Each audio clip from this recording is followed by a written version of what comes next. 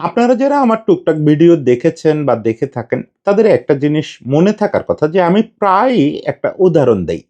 সেটা হচ্ছে সাকিব আল হাসান যখন বলেছিলেন যে, "এই দলটা আমার না, এটা নির্বাচকদের করা একাদশ।" তখন আমি সাকিবের এই কথাটার শতভাগ পক্ষে ছিলাম। কিন্তু যে চেয়ারে বসে সাকিব কথা বলছিলেন সেটার বিরোধিতা করি। সাকিবের এই কথা বলার আগে পদত্যাগ করা উচিত ছিল।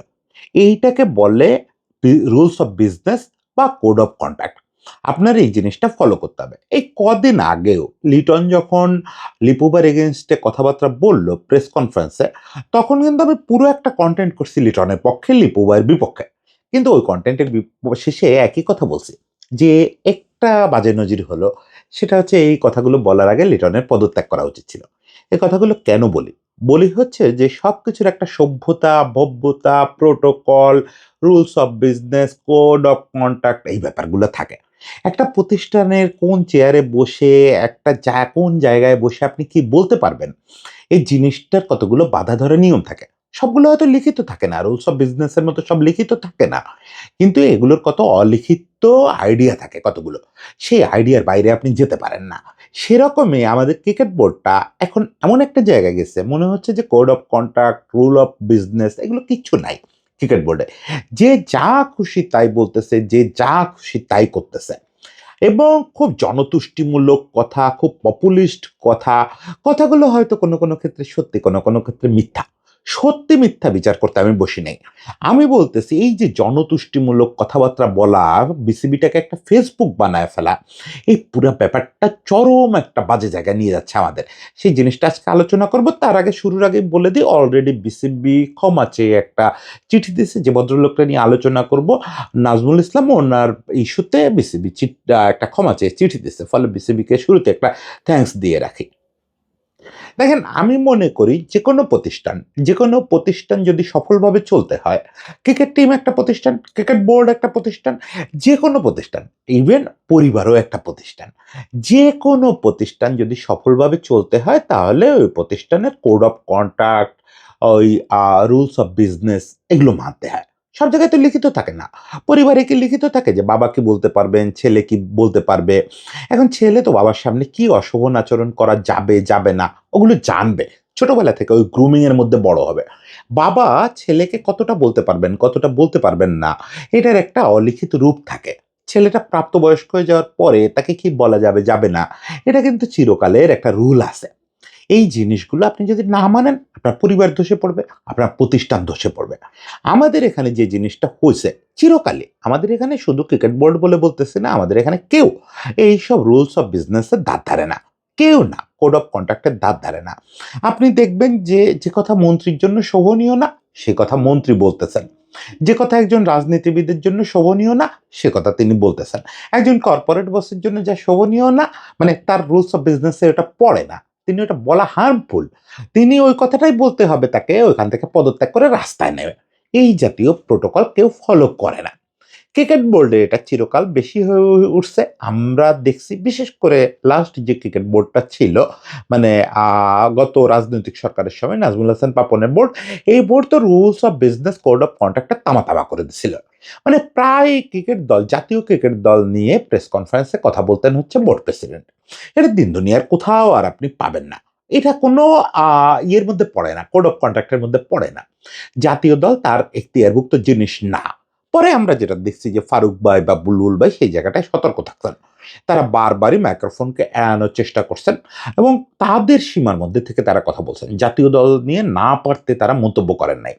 এটা হচ্ছে ব্যাপার যে কে কি নিয়ে মন্তব্য করবেন। জাতীয় দল নিয়ে মন্তব্য করার জন্য জাতীয় দলের একটা বিরাট সেটআপ আছে। ওটা নিয়ে প্রশাসনিক মন্তব্য করার অধিকার ক্রিকেট অপারেশনস কমিটির, ওই কমিটির চেয়ারম্যানের, ওই কমিটির ম্যানেজারের। ওই জাতীয় দলের ব্যাপার-স্যাপার নিয়ে মন্তব্য করবেন কোচ, ক্যাপ্টেন এরা। এর বাইরে বোর্ড প্রেসিডেন্টও এটা নিয়ে কথা বলার ইখতিয়ার রাখেন না। ক্রীড়ামন্ত্রীও এটা নিয়ে কথা বলার ইখতিয়ার রাখেন না। এই জিনিসগুলো ডিফারেনশিয়েট করতে পারতে হয়। আমরা দেখলাম যে এই দুটো বোর্ড, ফারুক ভাই এবং বুলবুল ভাইয়ের বোর্ড, এই দুটো বোর্ড এই জায়গায় অন্তত বোর্ড প্রেসিডেন্ট নিজেদেরকে ওইটুকু সংযত করতে পারছেন। তারা এই কোড অফ কন্ডাক্টটা বুঝতে পারেন। কারণ এরা দীর্ঘকাল খেলে আসছেন তো, ক্যাপ্টেন্সি করছেন ইন্টারন্যাশনাল লেভেলে। ফলে তাদের ওই বোধবাসীটা আছে। কিন্তু বুলবুল ভাইয়ের বোর্ডটার একটা বিচিত্র ব্যাপার হলো যে এই বোর্ডের আপনি দেখবেন যে বেশিরভাগকে আপনি চেনেন না। মানে এই বোর্ডে যারা ডিরেক্টর হয়েছেন তাদের অনেকেই এর আগে কখনো ক্রিকেটে আমি ২০ বছর ধরে সাংবাদিকতা করতেছি। আমি কখনো ক্রিকেটে এদেরকে দেখি নাই। মানে যত খারাপ বলি, ভালো বলি, ক্রিকেট সংগঠকদের তো একটা ধারাবাহিকতা থাকে। আমরাও যেহেতু ছোটবেলা থেকে কাজটা করতেছি, সাংবাদিকতা করতেছি, আমরা দেখতে, দেখতে আসতেছি যে কারা এই প্রসেসের মধ্যে আছেন। তো এই বোর্ডে আমরা দেখলাম অনেকগুলো ডিরেক্টর, মানে আগের বোর্ডগুলোতে খারাপ হোক, ভালো হোক, ওই প্রসেসের লোকেরা ছিল। এই বোর্ডটায় অনেকগুলো ডিরেক্টর যারা আসলে ক্রিকেটের লোকই না। ফলে যেটা হয়েছে এই বোর্ডটা একটা ফেসবুকে পরিণত হয়েছে, একটা তামাশায় পরিণত হয়েছে। আমি যেমন এই বোর্ডে আসিফ ভাইয়ের অন্তর্ভুক্তি, আসিফ আকবরের অন্তর্ভুক্তিটাকে খুব পজিটিভলি ফেসবুক স্ট্যাটাস দিয়ে ওয়েলকাম করছিলাম। কেন বোর্ডে কিছু স্পেশালিস্ট লাগে, যেমন ওই যে কর্পোরেট ব্যক্তিত্ব হিসাবে রুবাবাদউল্লাহ মতিনরে নেওয়া হয়েছে, ভেরি ফাইন। বা আসিফ ভাই তার এলাকায় ক্রিকেট খেলতেন লম্বা সময়, আসিফ ভাইয়ের একটা ভয়েস রেজ করার ক্ষমতা আছে, আসিফ ভাই থাকবেন। কিন্তু আমি দেখলাম আসিফ ভাই সবার আগে তালগোল পাকায় ফেললেন। তিনি যেহেতু দীর্ঘকাল ক্রিকেট ফ্রাটার্নিটির সঙ্গে নাই, ফলে আজগুবি সব কথাবার্তা বলা শুরু করলেন। ফুটবলের সঙ্গে মারামারি করবেন, ফুটবলারদের আজে বাজে কথা বলা, অমুক তমুক, মানে লাগামহীন একটা ব্যাপার। এখন আসিফ আকবর যিনি সঙ্গীত শিল্পী, তিনি হয়তো এই কথাগুলো বলতে পারেন। আসিফ আকবর যিনি ক্রিকেট ফলোয়ার, তিনি এই কথাগুলো বলতে পারেন। তার মুখে এই কথাগুলো মানায়। এগুলো চায়ের টেবিলে অনায়াসে বলা যায়। কিন্তু আপনি যখন একটা বোর্ড ডিরেক্টর, তখন এগুলো বলতে পারেন না। আপনি যত সত্যি বা মিথ্যাই হোক, প্রথমত ফুটবল নিয়ে এসব কথা মানে বলা প্রচন্ড অশোভন, কেউ বলতে পারে না। কিন্তু যদি বলেও সেটা একজন ক্রিকেট ভক্ত আসিফ আকবর বলতে পারে। কিন্তু আপনি ক্রিকেটের একটা কনফারেন্সে দাঁড়ায় ক্রিকেট বোর্ড ডিরেক্টর এগুলো বলতে পারে না। এগুলো যদি আপনাকে বলতেই হয় তাহলে ডিরেক্টরশিপ ছাড়তে হবে রে ভাই। ডিরেক্টরশিপ ছেড়ে চায়ের দোকানে আসতে হবে, বা ওই মিউজিক স্টুডিওতে বসে আড্ডায় এসব বলতে হবে, বা ফেসবুকে স্ট্যাটাসে বলতে হবে। ক্রিকেট বোর্ড ডিরেক্টর এরকম অশোভন কথাবার্তা, লাগামহীন কথাবার্তা কোনোভাবে বলতে পারবেন না। কোনো যুক্তিতে না। এই যে যুক্তি দেওয়ার চেষ্টা করছেন উনি পরে যে আমি এই কৌশলে অমুক করছি তমুক করছি, কোনো কৌশলের সুযোগ নাই। It's a official duty. আপনি যে জায়গাটায় আছেন ওটা কতগুলো বাইন্ডিংসে বাঁধা। সেই জিনিসটা একদম লাগাম হারায় গেল এই ভদ্রলোক যাকে নিয়ে আমরা কথা বলতেছি, নাজমুল ইসলাম। এই ভদ্রলোকের জামানায় এসে, মানে এই ভদ্রলোকের হাতে পড়ে। আমি এই ভদ্রলোকের হিস্ট্রি সম্পর্কে জানি না। আমার হয়তো জানার দুর্বলতা, প্রায় ২০ বছর হয়ে গেল তো বারবার বলি এই সেক্টরে, কিন্তু আমি ওনাকে কখনো ক্রিকেটের সঙ্গে কোথাও দেখি নাই। হয়তো ছিলেন, নেপথ্যে ছিলেন বা ছিলেন না আমি জানি না। কিন্তু এই ভদ্রলোক ক্রিকেট বোর্ডে আসার পর থেকে যে প্র্যাকটিসটা করতেছেন, সেই প্র্যাকটিসগুলো মোটেও বোর্ড ডিরেক্টর সুলভ না। আমরা যে খবরগুলো বিভিন্ন সোর্স থেকে পাচ্ছিলাম, যে কথাগুলো শুনতেছিলাম, যে ফিনান্স কমিটির চেয়ারম্যান হিসাবে উনি যেসব কথাবার্তা বলতেছিলেন, এগুলো তো আবার ক্রিকেটারদের কানে যায়। এগুলো ক্রিকেটারদের প্রতি প্রচন্ড অবমাননা সুলভ। উনি নাকি ক্রিকেটাররা আইস বাতে বেশি বরফ ইউজ করে কেন, ডাব এত খায় কেন, এসব হিসাব চান। তো এটা তো মানে মুদির দোকান না রে ভাই। মুদির দোকানদার ওই যখন খাতা কলম নিয়ে বসবে, জাবেদা খাতা, ওখানে সে হিসাব করতে পারে ডাল ১ কেজির জায়গায় ২ কেজি চলে গেছে কিনা। আপনি যখন ১৫০০ কোটি টাকা অ্যাসেটের একটা কর্পোরেট হাউস চালাবেন, আপনার কলিজাটাও হবে এরকম বড়। আপনি ছোট ব্যাপার হিসাব করবেন না। আইসবাতের একটা গ্রস হিসাব করবেন আপনি। যে আইসের আমার বার্ষিক বাজেট কত? এভাবে হিসাব করবেন। আপনি কখনোই আইস গুনবেন না। এর মাঝে উনি অবশ্য বলছেন, "আপনাকে মনে হয় আমি আইস গুনি?" ভাই না গুনলে এসব কথা বাইরে আসার কথা না। ওকে ফরগেট ইট। আমি ধরে নিলাম যে এগুলো অপপ্রচার। কিন্তু পরবর্তীতে উনার চরণ দেখে আমার মনে হয়েছে এগুলো অপপ্রচার না। উনার ক্যারেক্টারিস্টিক্সই আসলে স্পোর্টসের সঙ্গে যায় না। স্পোর্টসের একটা নিজস্ব মাধুর্য আছে। যখন স্পোর্টসের লোকেরা স্পোর্টসে মন্দ কথাও বলে, ধরেন বুলবুল ভাই আর ফারুক ভাই যদি এখন ঝগড়া শুরু করে, তাও ওখানে দেখবেন মাধুর্য আছে। আমি ওখানে গিয়ে কাউরে থামানোর মতো কথা খুঁজে পাবো না। কারণ আমি দুজনের থেকে এই স্পোর্টস থেকে দুজনের তুলনায় এত পিছায় আছি যে আমি কথা খুঁজে পাবো না। ওরা স্পোর্টসের নিজস্ব ভাষা আছে। ওইটা বাইরের লোকেরা যখন ওইখানে ঢোকে ওই ভাষাটা ভেঙে যায়। তখন তারা বুঝে উঠতে পারে না what to do, what to say, what not to say. সেই জিনিসটা এই ভদ্রলোক গত কয়েকদিন ধরে করেই যাচ্ছেন। প্রথমত তামিম ইকবাল যে অবস্থানটা নিচ্ছেন এই যে বাংলাদেশের ইন্ডিয়া যাওয়া না যাওয়া নিয়ে, এটা তো আমরা প্রত্যেকে সমালোচনা করতেছি বা কেউ প্রশংসা করতেছে। এটা সমালোচনা হবে, প্রশংসা হবে, এটা আউটসাইড অফ দ্য বোর্ড হবে অথবা বোর্ডের মিটিংয়ে হবে। দুটোর মাঝামাঝি কোথাও বোর্ড ডিরেক্টরদের কারো এই নিয়ে কথা বলার সুযোগ নাই। মানে আপনি ফেসবুকে, মিডিয়ায় কোথাও এ নিয়ে কথা বলতে পারবেন না অ্যাজ এ বোর্ড ডিরেক্টর। দেখেন, আমরা একটা জিনিস পরিষ্কার বলি যে কোরাম ফোরাম বলে একটা ব্যাপার আছে। আপনি যখন ফোরামে বসে কোরাম পূর্ণ করা অবস্থায় আলোচনা করবেন, তখন ওখানে যেকোনো সিদ্ধান্ত সর্বসম্মত সিদ্ধান্ত হিসেবে বাইরে এসে বলতে হয়। আপনি ওখানে দ্বিমত পোষণ করছেন, কিন্তু বাইরে আসার পরে আর বলতে পারবেন না যে আমি এটা দ্বিমত পোষণ করছিলাম। কারণ একবার রেজুলেশন হয়ে গেলে ওখানে সবাই একমত। এইটাই হচ্ছে নিয়ম। আপনার যদি ওটা বলতে হয় পদত্যাগ করে বলতে হবে। একই রকম আপনি একজন বোর্ড ডিরেক্টর, আপনি যদি মনেও করেন যে তামিম ইকবাল অমুক কাজটা অন্যায় করছে, আপনি এটা ফেসবুকে লিখতে পারেন না। উনি বারবার পরে যুক্তি দিচ্ছেন আমার এটা ফ্রেন্ডস অনলি অমুক তমুক। না, ফ্রেন্ডস অনলি বলে কিছু নাই। You are a board director. আপনার লাইফের প্রত্যেকটা আচরণ, আপনার প্রত্যেকটা পদক্ষেপ বোর্ড ডিরেক্টরের পদক্ষেপ। ফলে আপনার পার্সোনাল বলে কিছু নাই। আপনি পার্সোনালি শুধুমাত্র আপনার বাসার ড্রয়িং রুম লক করে কথা বলতে পারেন। আপনি চায়ের দোকানে বসে কথা বলতে পারেন। ফেসবুক ইটসেলফ একটা পাবলিক ফোরাম। এখানে আপনি যতই ফ্রেন্ডস অনলি দেন না কেন, এখানে আপনি বোর্ড ডিরেক্টরের পরিচয়ের বাইরে কোনো কথা বলতে পারেন না। এটা হচ্ছে রীতিমতো শিষ্টাচার ভঙ্গ। তামিমকে আমরা সমালোচনা করতে পারি, তামিমকে আমরা নিন্দা করতে পারি, তামিমকে আমরা প্রশংসা করতে পারি, কিন্তু কোনোভাবেই কোনো মানুষকে অন্য কোনো দেশের দালাল বলা, অন্য কোনো দেশের এজেন্ট বলা, এই জাতীয় কাজ এটা অভব্যতার চরম একটা বহিঃপ্রকাশ। সেখানে দেশের যিনি ন্যাশনাল ফ্ল্যাগ বিয়ার করছেন, একসময় ন্যাশনাল ক্যাপ্টেন ছিলেন, দেশের one of the best batsman, তাকে এটা বলা তো রীতিমতো ক্রাইম অফেন্সের পর্যায়ে পড়ে। এরপরেও উনি নানাভাবে জিনিসটা ডিফেন্স করে গেছেন, নানাভাবে। এরপরে বারবার ফেসবুক স্ট্যাটাস দিচ্ছেন, বিভিন্ন মিডিয়াতে। উনি বুঝেই উঠতে পারতেছেন না যে সমস্যাটা কোথায়। আমাদের দেশের পাবলিকের মতোই। এই যে আমি কথাগুলো বলতেছি না, এখানে দেখবেন প্রচুর কমেন্ট হচ্ছে এরকম যে ঠিকই তো বলছে।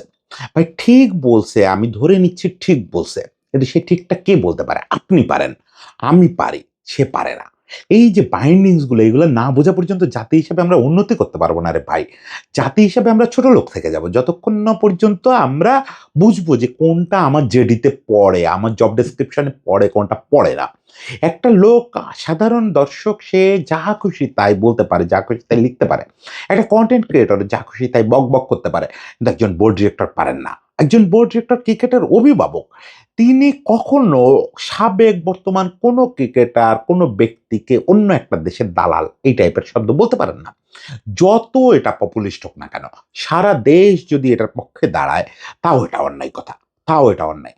এরপরে বুলবুল ভাই বললেন যে এটার একটা রিজয়েন্ডার দেওয়া হবে অমুক তমুক, উনি সেটারও প্রতিবাদ করে গেলেন সমানে। যে না, রিজয়েন্ডার বলতে বুলবুল ভাই কি বুঝাইছে আমি বুঝি নাই, অমুক তমুক, ক্ষমা চাওয়ার প্রশ্ন আসে না। মানে আমার কাছে মনে হলো যে বোর্ডের ওনার উপরে কোনো নিয়ন্ত্রণ নাই, বুলবুল ভাইয়ের ওনার উপরে কার্যত কোনো নিয়ন্ত্রণ নাই। এরপরে দেখেন গতকালকের ঘটনা। গতকালকে আমার দেখে মনে হলো যে বিসিবি ওই হোম অফিসের আশেপাশেই বা হোম অফিসের দ্বারাই মিডিয়ার সঙ্গে কথা বলতেছেন। অসংলগ্ন কথার চূড়ান্ত কথা ধরে ধরে কথা বলা আমার কাছে মানে রুচিতে কুলায় না। মানে উনি যে কথাবার্তাগুলো বলছেন তার ভিতরে আমি শুধু ওনাকে যদি কোনো কারণে শোনেন এক কথায় বলি, উনি একটা কথা বলছেন যে ক্রিকেটাররা না থাকলে যেমন ক্রিকেট থাকবে না, ক্রিকেট বোর্ড না থাকলেও ক্রিকেট থাকবে না। কে বলছে আপনারে ভাই?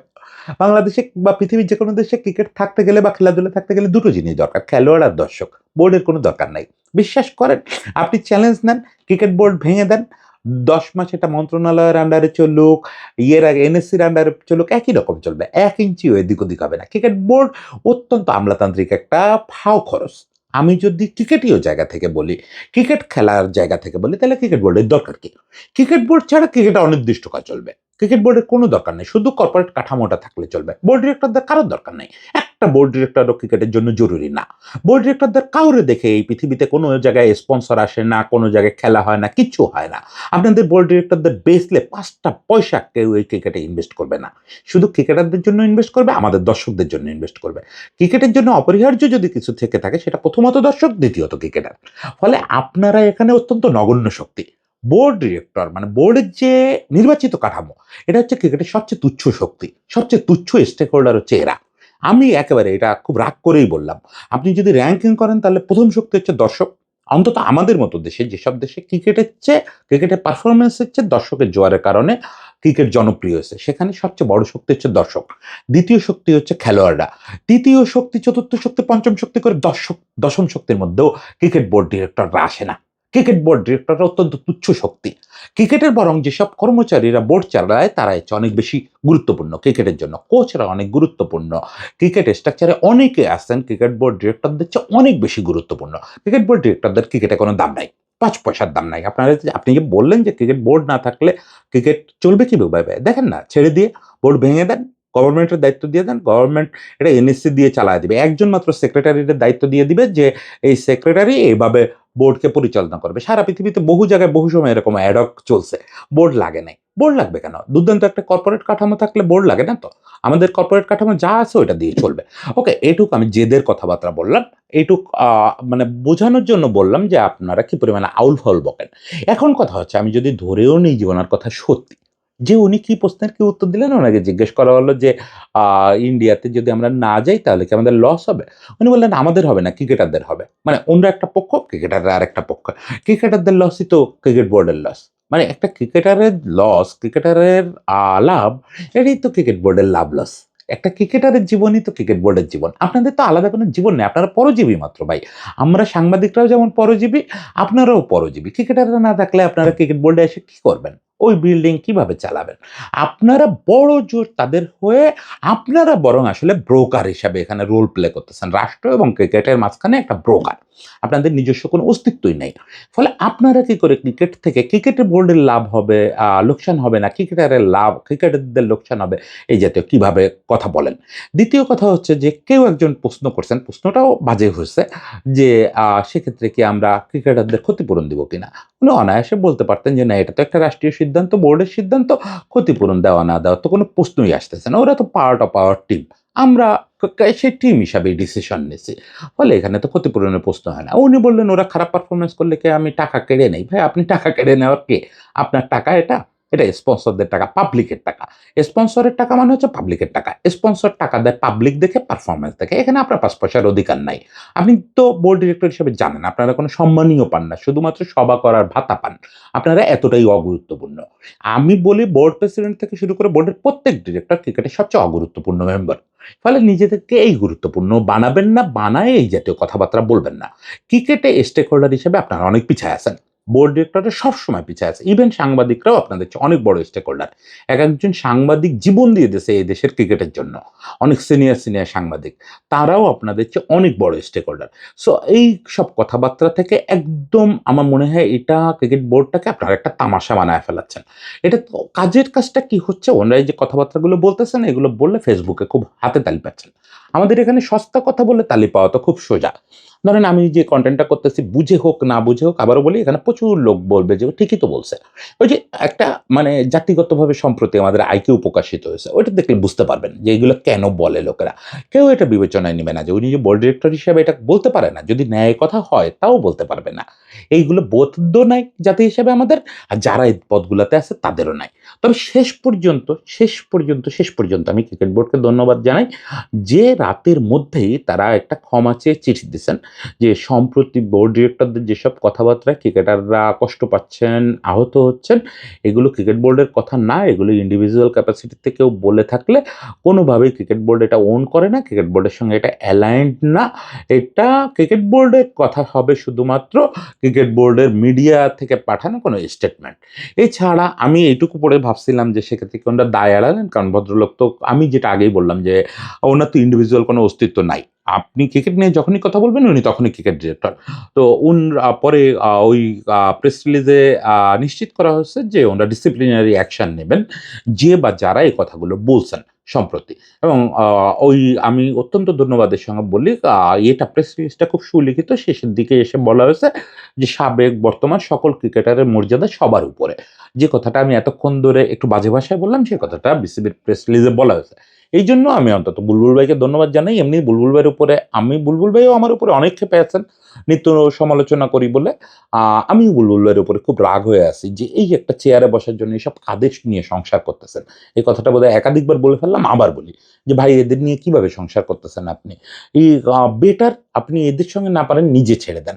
আমার তো মনে হচ্ছে আপনার বিন্দুমাত্র কন্ট্রোল নাই ভাই এদের উপরে। বিন্দুমাত্র কন্ট্রোল নাই।